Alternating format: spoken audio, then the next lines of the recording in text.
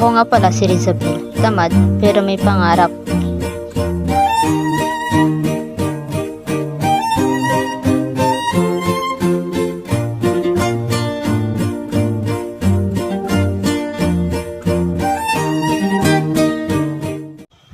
At yun na nga, naglalakad kami dito sa oval. Siyempre, bago tayo mag-start, kailangan mag-stretching muna tayo at mag-warm up para hindi tayo maipitan ng ugat pagdating sa training.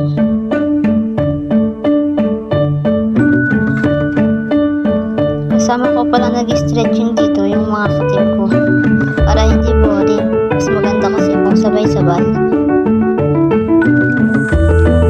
After stretching, tumakbo na kami ng mga 5 minutes para magpapawis. After mag-jogging, ang next namin gagawin ay ang drills. Ito ang lagi namin ginagawa pagkatapos tumakbo para matanggal yung mga slipang sakit ng aming katawan.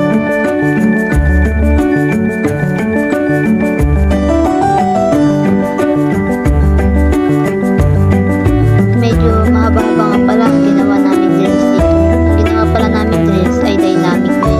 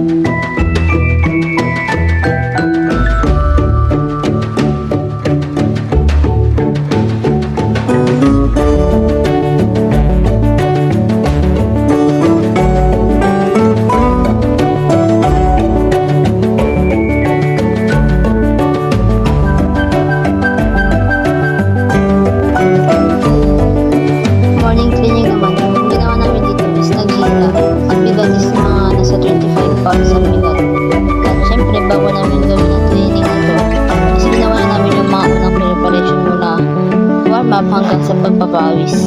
And syempre yung ginawa namin dito is 10 times namin siyang ginawa. Workout ginawa namin dito 300 times 10.